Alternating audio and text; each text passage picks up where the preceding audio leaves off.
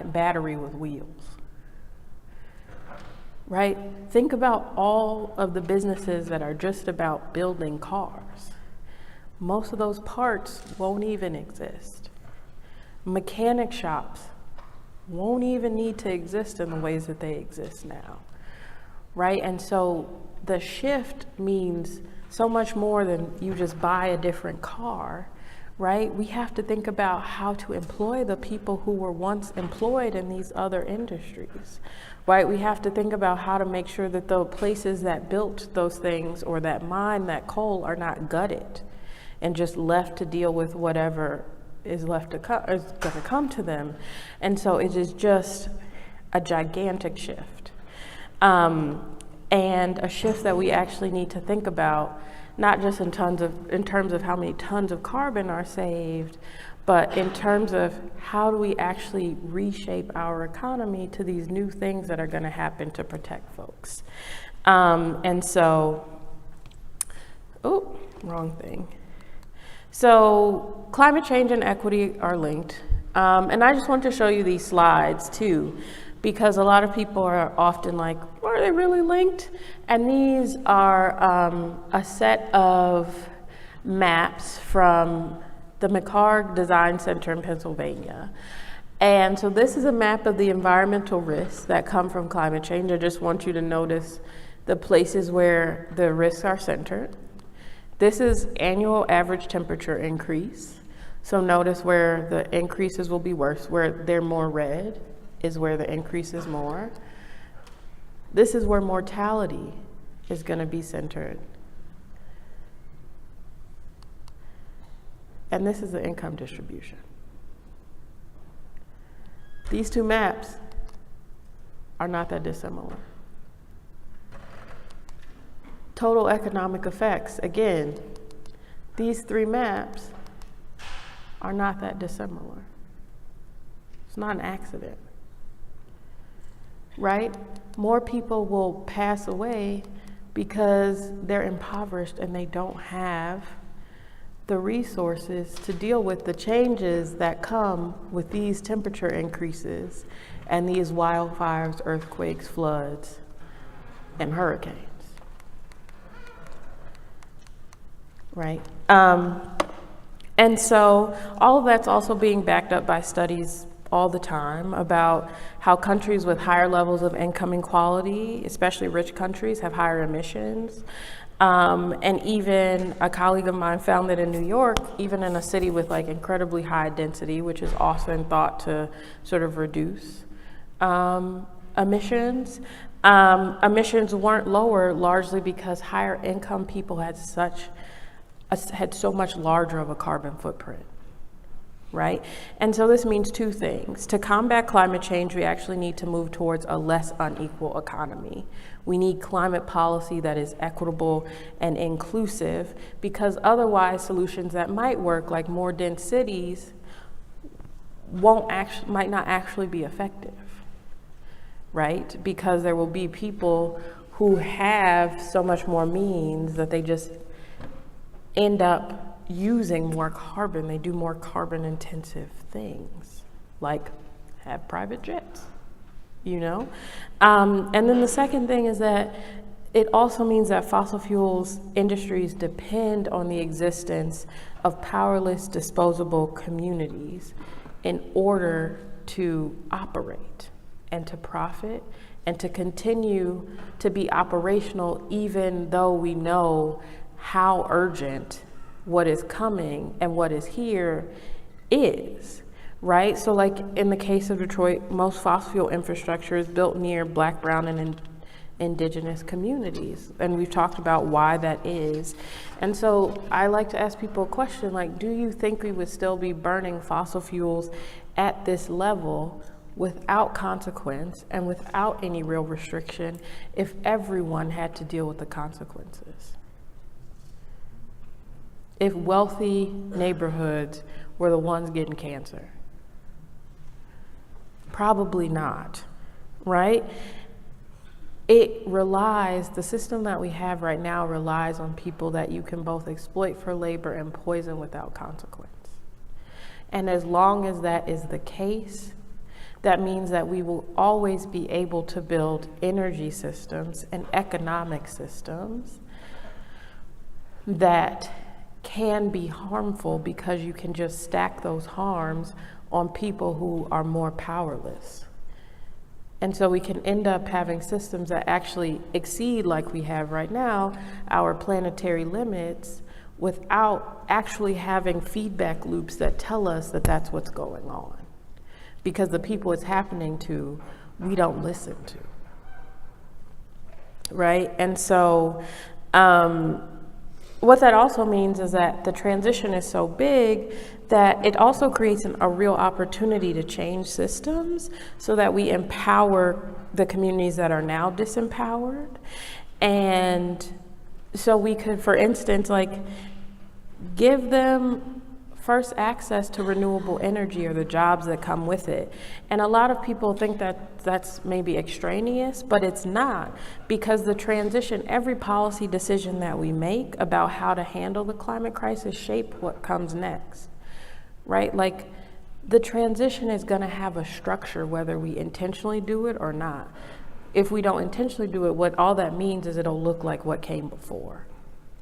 Right, and we know what that status quo means. We know who will benefit from that, and we know who will not benefit from that. So when people say, can you deal with climate change now and equity later, it just doesn't work like that.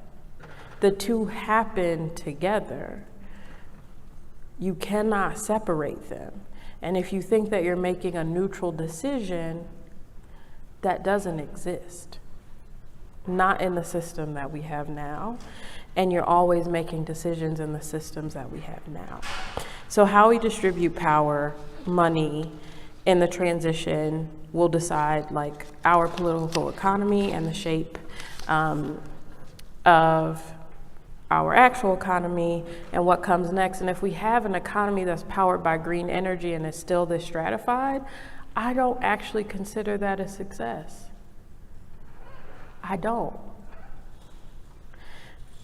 So that's why the GND was about climate, jobs, and justice. And again, part of that was about, like I said, thinking about people, because we didn't want just a greener economy. We wanted a response to the climate crisis that prioritized people and their well-being. And so it was also about recognizing that we actually don't live in like a very individualistic, it's not, I should say, that we're told that we live on this really individualistic society, that it's enough if you're doing well, if your individual family's doing well, but we actually need each other to survive. We are actually incredibly interdependent. And so climate change is coming, it's here, and it's creating an increasingly resource-constrained world that is making scarcity more real, right? It's actually making food already is becoming more scarce. It's going to keep making different resources become more scarce, which means that we're going to need community in one another more than ever. But for that to happen, we actually need an environment that helps people feel safe enough to be kind and empathetic and generous. And that is where policy comes in. Policy really is one of the biggest things that shapes the environment and the world that you exist in. And so we wanted a response to the climate crisis that was, yes, about bringing down carbon emissions, right, and about decarbonizing, but was also about putting in place the kinds of policies that make those safe environments a lot more likely to happen and a lot more prevalent. And so the question still remains, like, how do we do that, especially with fascism and nationalism on the rise, right? We're living in dangerous times. And so how do you create just and urgent and inclusive responses to the climate crisis in that situation? And so that is where you all come in. Because people talk a lot about, you probably heard people talk a lot about the next decade and how it's really consequential when it comes to climate, and it is. But the fight to deal with climate change is like way longer than the next 10 years, right? So this is a slide from that same project, and it just outlines the amount of stuff we would have to build. That's a lot of stuff. That's not, I can tell you, that ain't been built in 10 years. It's just not. And so that's why we need all of you, especially those of you who are young, to be part of this fight, because you deserve a far better world than the one that we're handing you, and you deserve a say in what that'll look like.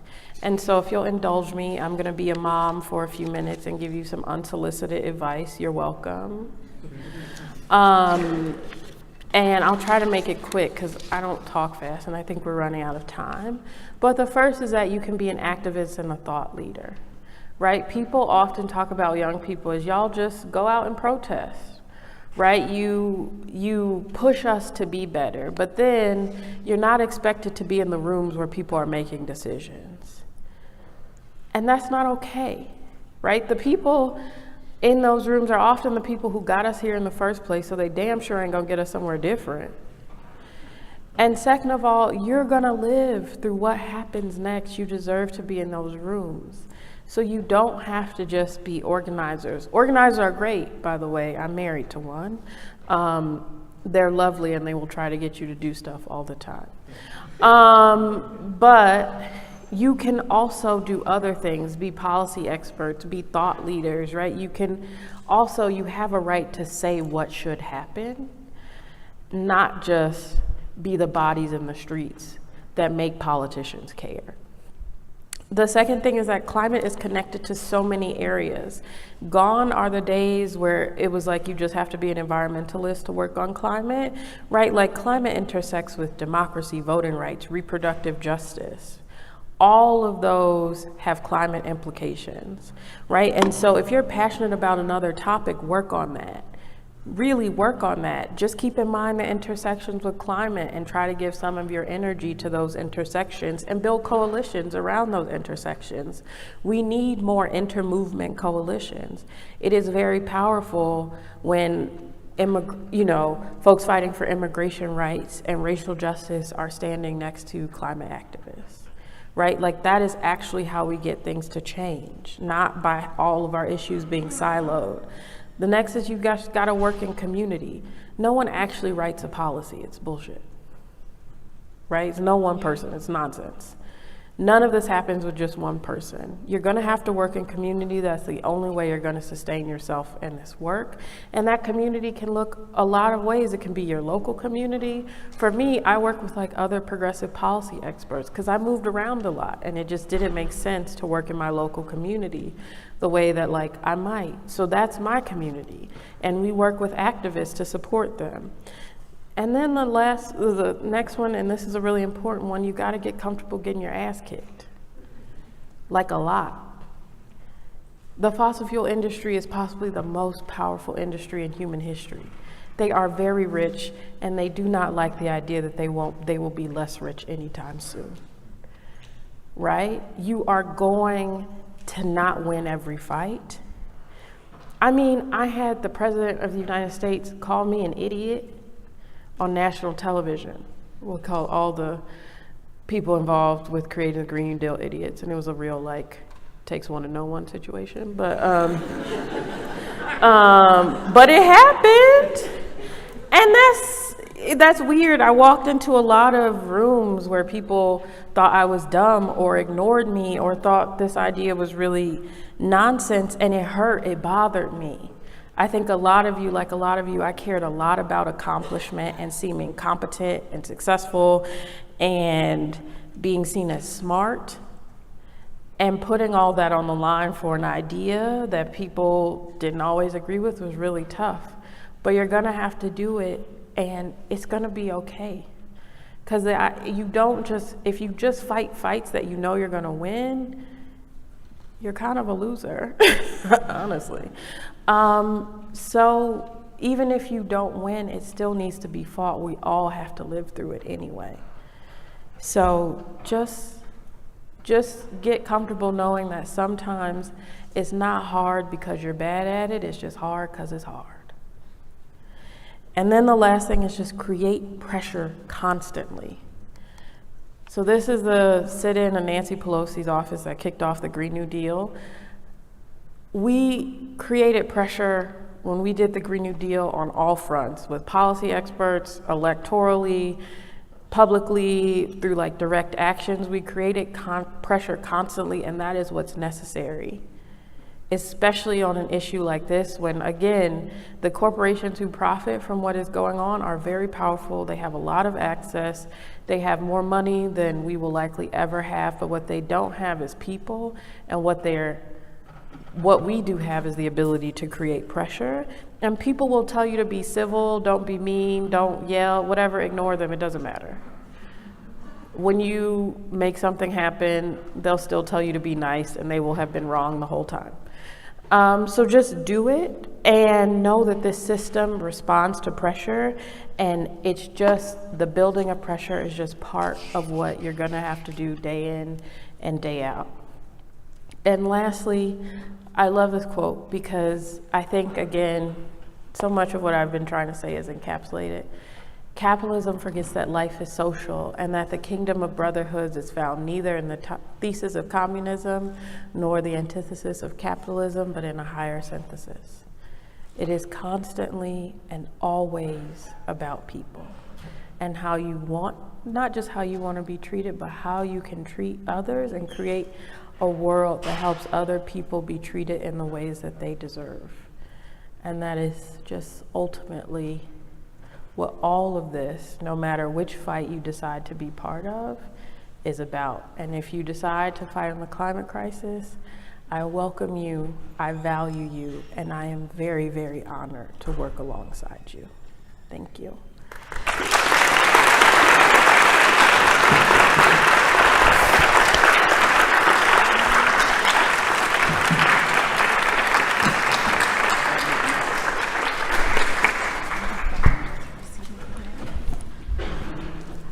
Thank you again to Rhiana. I'd like to welcome up here, and you can come on over and take a seat, Rhiana. This mic is loud. I'd like to introduce to all of you Isabella Briceño, who is the UPUA Director of Sustainability. Has some friends here tonight. She's been taking lots of notes during this presentation, is going to start off our Q&A. We're also bringing microphones down, so if you have a question, you can start to line up, and we will get to audience questions as well. Let me get this to you, Bella. Hi, everyone. If you all want to line up, I think it's awesome that despite being in this very large room, your talk, Rhiana, was one that was intimate and one that was truthful, engaging in discussion. So we invite you to continue that discussion with your questions, with your comments. I see a couple people lining up already, and for the interest of time, I want you to go ahead and share with the first question.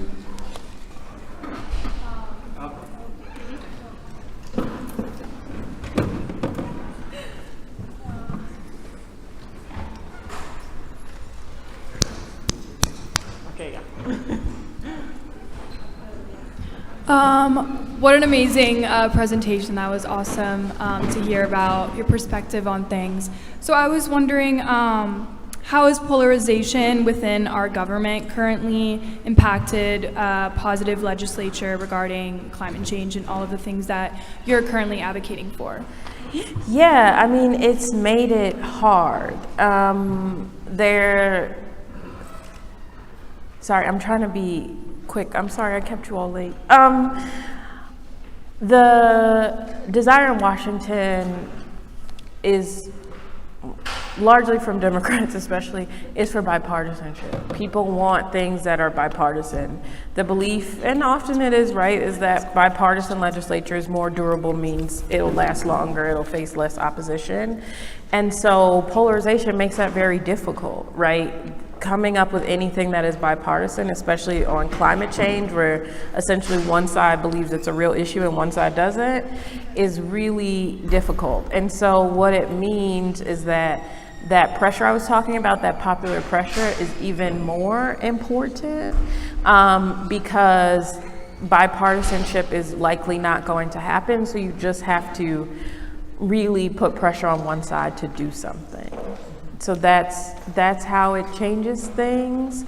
Yeah, so it means that the strategy is different and a lot more based on like direct action. Thank you. You're welcome. Yeah, and I think that response ties into a lot of what you talked about. You talked about the importance of your community, of people, and I think sometimes there's a disconnect. So how do we, I guess, better connect place and people, and more importantly, people and people? So that's a really good question. I mean, I think connecting place and people, I often think about the fact that like climate policy happens at all kinds of levels. It's not just national. Actually, a lot of the most impactful stuff happens local and state level. And in those places, it's a lot easier to connect place and people because you can point to actual physical areas where something is happening and have that resonate with people in a way. And then connecting people to people, I think, say with the Green New Deal, it's important to talk about issues in ways that resonate for people and the way that they live, right? And so we talked a lot about, you know, jobs and the ways that climate change might impact, say, like a low-income mother's ability to keep a job if she's going to the hospital all the time for her baby, right? So talking about things in those ways where it's really centering the impact on everyday folks and how people actually experience the issue and how they live in the world, I think is really useful because it ends up bringing in people who might not have cared, and so then you do end up connecting people with people. Yeah, that's, I think, amazing. And I'll go to this mic now for the next question. Thank you again for coming. Of course. So I'm an interdisciplinary scientist, but like mostly in natural hazards, but like definitely STEM. And so I'm wondering if you have any advice for people who are like doing the modeling and like showing you like, hey, here's this temperature rise or things like that, on how to get into policy. So like there's more and more scientists who are like thinking about those societal impacts. But when you're like I see stuff and I'm like, policy, do I really want to do that? Yes. Do I have any idea what I'm doing? No. Well, the secret is no one knows what they're doing. That's helpful. That's basically encouraging.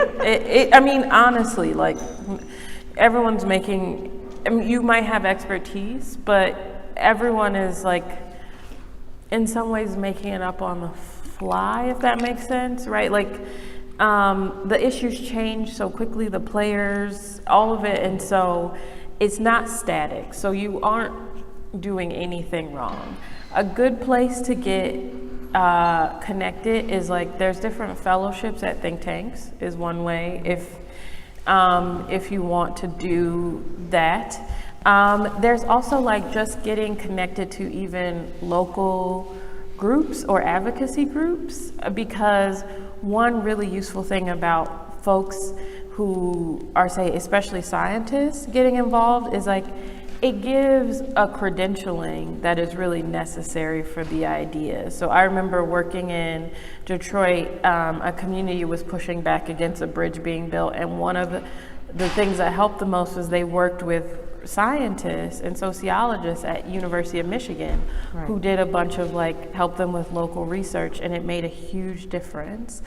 And advocacy groups like are often like looking for that support, because the more they can seem serious and credible and their ideas are serious and credible, the more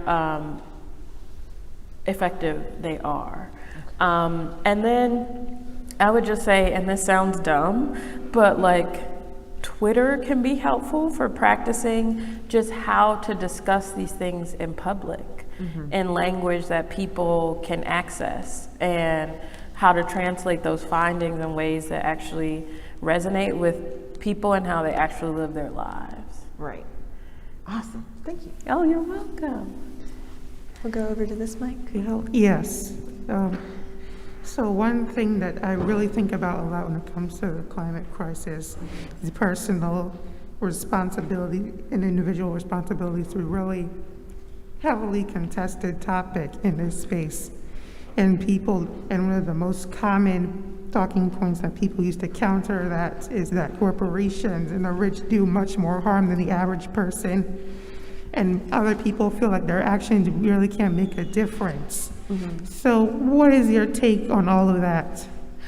I think it's a really good question. I mean, I think both sides have points, and not to be like both sides. I also believe that multiple things. Sorry. I think if you have the bandwidth to make individual choices, that's my only hesitation is like individual choices are great, but we have to recognize like living in this country is hard. Yes. And people don't always have the bandwidth, and people shouldn't feel shamed or excluded because they don't.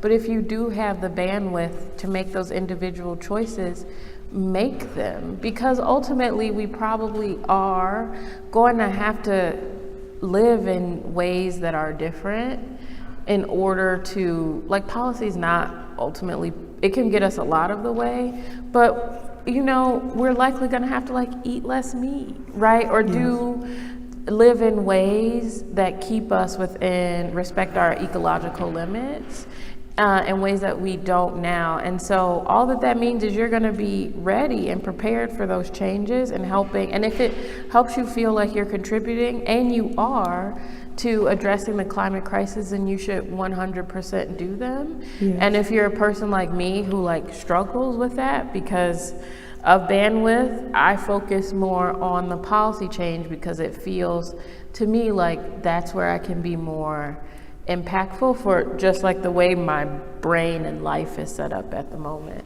So I basically say like get in where you fit in, and there's no wrong answers. Mm-hmm. I think sometimes we play a blame game about who is to take responsibility for sustainability action. And really it's about getting everyone on the same page that we need to do something. So I think it speaks to as well that climate change isn't just an environmental issue. Right. It's not just recycling, eating less meat. It's these systemic issues, injustices that you've talked about, advocated for. So how are we communicating those systemic issues, that climate is a systematic injustice? Yeah, I mean, I feel like that's one of the hardest things to get across, and that's why I often talk about the economy, because it's one of the systems that we think about the most, and emphasizing the intersections there I find really fruitful. But the systemic aspects are honestly what I think we do need to spend more time talking about, not because individual actions don't matter, but because we have spent decades telling people about recycling. I grew up and I only knew about the climate crisis, reduce, reuse, recycle, right? But I didn't know about any of the other things. And so I think we do need to spend some time educating folks about the systemic issues, one, so that they know. And so they know that it's two sides, both individual choices, and that's helpful, but also be voting for folks who care about climate, right? Be clear about who the actors are who are pushing for continued use of fossil fuels, right? You have to be, I think it's helpful if people are knowledgeable on both sides. Absolutely. Thank you. You're Back welcome. at this mic.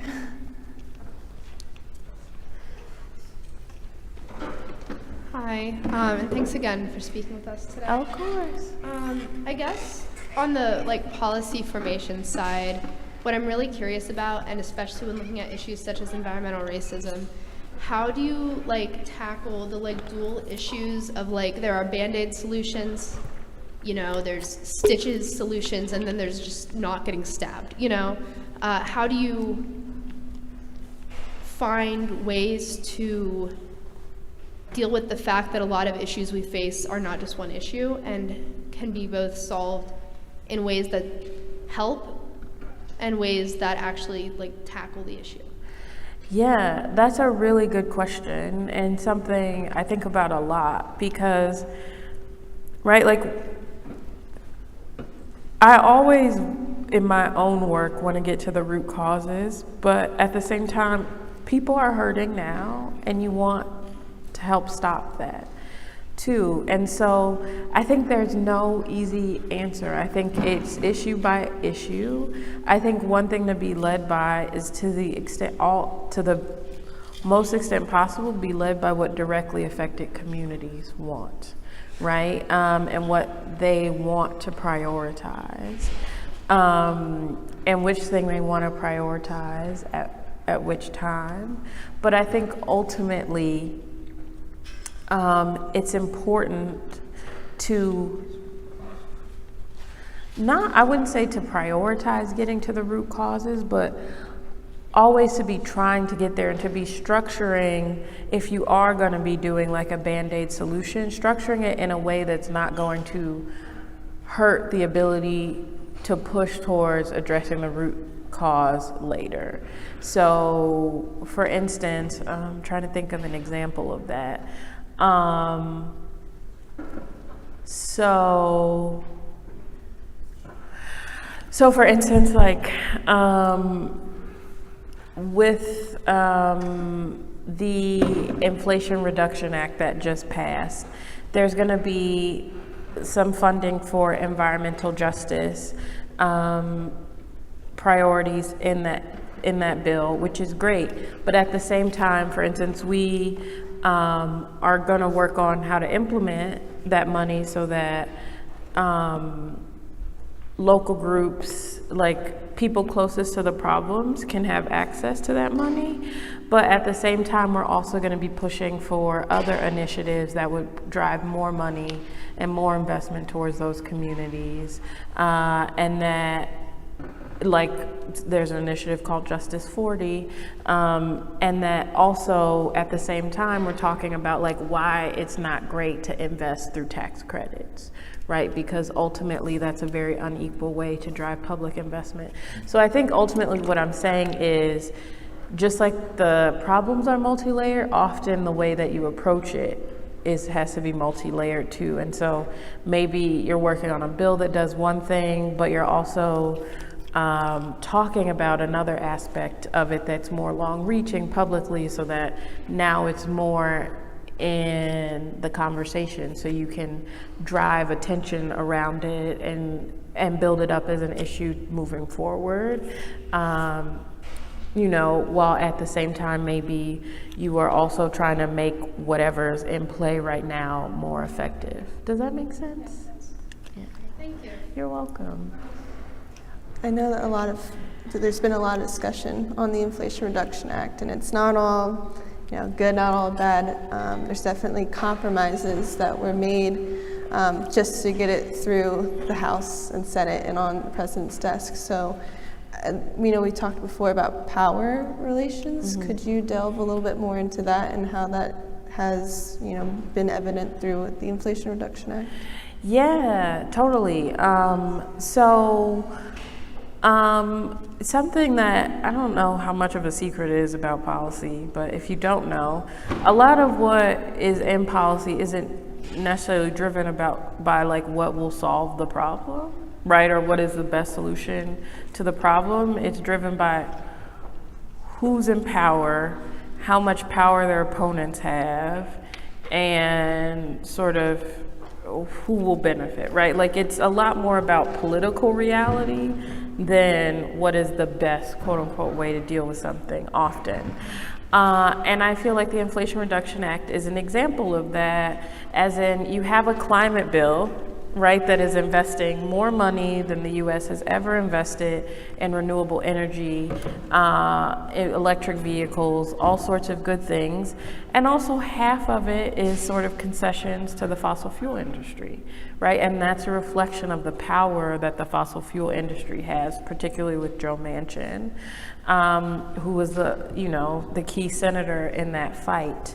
And so, And the fact that a lot of those concessions come at the expense of Black, Brown, and Indigenous communities still is a reflection of the fact that those communities still are relatively disempowered politically, and to the point that they were excluded from the process to create that bill, and they didn't have the power to push back.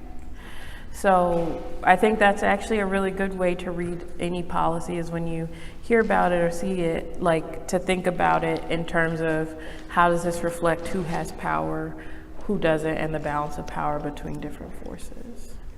Absolutely. Again, truthful discussion. Next question. Hello. Hi. Hi, Mrs. Gunn-Wright. How are you? I'm fine. As a fellow person of color, it's very empowering to see other people standing up for what they believe in, and very empowering to me as well, as my mother was an immigrant from Vietnam and came here with pretty much nothing, and is an entrepreneur that has supported me in my endeavors and pushes me to be the best person that I can be. Awesome. And I have a couple questions for you today. So, I have 3 questions. Okay. 1, what is your opinion on the best way to fight large corporations that are against activists? That's a very good question. You've heard me say it, pressure. Also, really dramatizing the conflict, right? If a corporation is behind something or driving something that is really not great, you have to say that, and you have to name them as a villain in the story, and not just, this is a problem that is happening.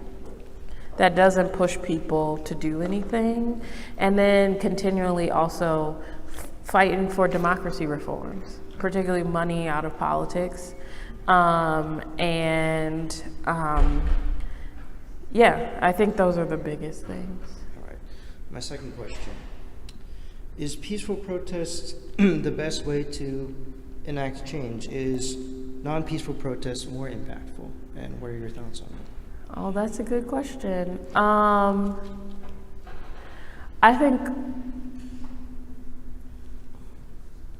non-peaceful protests often come from a place of feeling incredibly disempowered, right? And feeling like other routes haven't led to where you needed it to lead.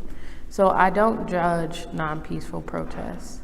That being said, I would never tell anyone to do that, right? And so I do think peaceful protest can still be impactful, and especially if there is an ability to take those protests and turn them into things that matter electorally, voter registrations, real feelings, willingness to vote on an issue, right? Like that is what helped with the Green New Deal. It wasn't just the protests, it was also the ability of Sunrise and other groups, environmental justice groups, to then say, we have these pockets of voters that you need who will vote on this issue. You need to do this, right? And so I think turning protests into the sorts of metrics and things politicians care about, especially voters, is the way to make it that the most impactful,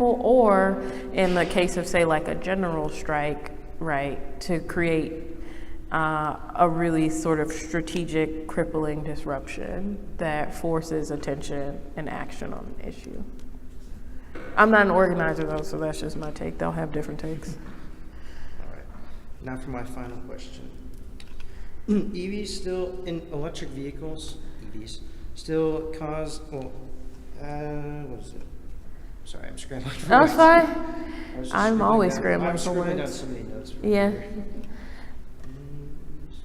EVs still cause a very large impact in terms of disposal and extraction of raw materials. Yes. Why not create cars or convert all gas vehicles to work off of water hydrolysis, which is essentially converting water into hydrogen and oxygen and burning the hydrogen for fuel? You are reaching very quickly out of my domain. I don't know. My guess is the cost of those technologies, right? So one of the things that is very promising about EVs is that batteries are so much cheaper than they were before. That's what's really allowing EVs to sort of, there even being a willingness from auto producers to mass produce EVs. My guess is that electrolysis, doing that on a mass scale, is probably still very expensive, and without assurance that like customers will actually buy those versus like a Tesla, I doubt any car company is going to go ahead and like make that gamble. So that's my guess, but I'm not sure. And as far as why not policy, there's no upside to pushing that as a policy for most politicians. The same reason why folks aren't just outright banning internal combustion engine vehicles by like 2040. That is something that's been discussed. I think China has actually put in place that ban. We could do something similar, but again, most politicians only see downsides to that, right? And my guess is they'll say like mandating electrolysis in the same way. They just are gonna like let the market sort that out. Thank you for your answers. They were all very insightful. And we have 10 minutes remaining, although we wish we could keep you for another hour. So we're going to take one more question on this side and one more question on that side, my friend Raymond. But please also keep your questions, because I'm sure in some way, shape, or form, Rhiana would love to answer them. So go ahead. With the topic of intersection in different fields and the idea that you stated with experiences and emotions, I was wondering what your thoughts were on the uprising topic of climate psychology. Oh my God, I love climate psychology.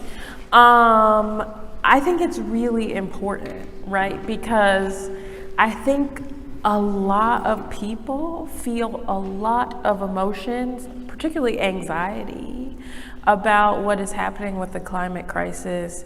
And I think climate psychology really helps legitimize those feelings and give space to think through tailored solutions to those. So folks aren't just treated like they're being extra, right? So I think it's actually really, I think it's really important. And I think I'm really excited too by the fact of just marrying what is like a systemic issue to psychology in a recognition, I think that is rare, that feelings and emotions that we have are not just about our experiences as individuals, but that can be driven by the worlds that we live in and the result of pressures that we face because of the systems that we're in. And I think that recognition is really, really, really important. And especially in a time where it feels like we're expected to like self-care out of everything. You know, like I'm a new mom, I can't self-care out of the lack of universal childcare. I cannot do that, right? And so I think that recognition is really important. So I'm like very excited by it as a happening. Thank you. You're welcome. Hi. So I am a graduate student here at Penn State, and nice. Part of that experience is I get to teach and learn at the same time. Yeah. So fun. But I can imagine there's a lot of students here in particular, and possibly educators as well. I wanted to hear your opinion about, from one perspective for the students, maybe they have the opportunity right now before they leave to the workforce or whatever they choose to do with their life to prepare themselves for sustainability work. So what would you encourage them to take advantage of or to learn that maybe they don't always do? And for the educators, what would you recommend to them that we're usually missing out on in our education to prepare these students better? So I'm not quite sure of the question. I'm going to answer it to the best of my ability, though. So, and if I didn't, you can just come up to me after and I'll try to fix it. I think in terms of sustainability, if you have a chance to learn like a sustainability skill is what I think you're asking. It's maybe composting, right? Or how to live in a way that's zero waste. It is really hard to learn that later. And learning that now, I think, is just so important and really, really, really useful. Even just to drive decisions about how you consume. Like, I'm trying to kind of learn that now and not having to undo a bunch of bad habits. But if I had learned it when I was broker and couldn't buy as much stuff, it would have been a lot easier. So I would say that. And I think, again, in terms of how you teach, I think, again, I would say, like, the systemic nature of the issues that we face, and particularly about, like,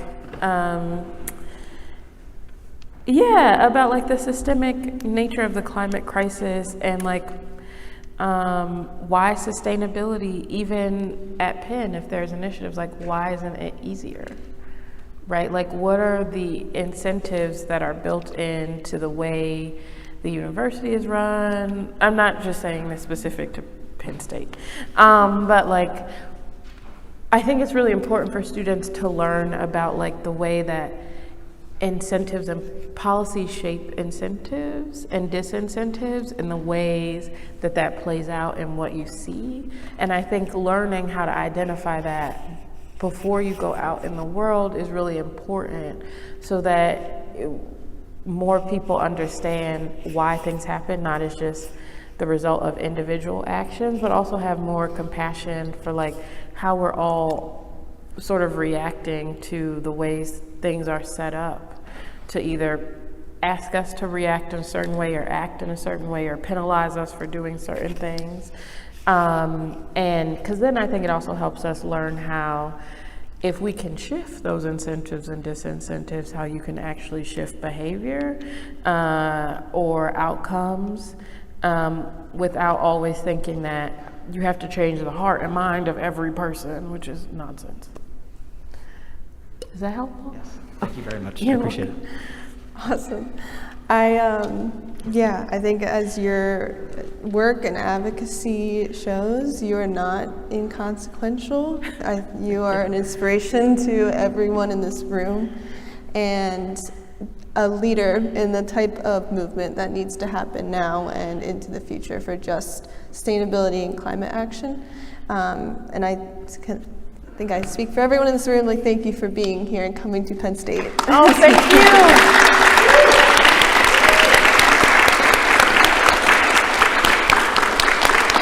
And thank you to the McCourtney Institute of Democracy for setting us up, for the Sustainability Institute. Thank you all for coming. Thank you all for staying late. It was so sweet. Have a nice night, and I'm sure Rhiana will be around a little bit later to talk.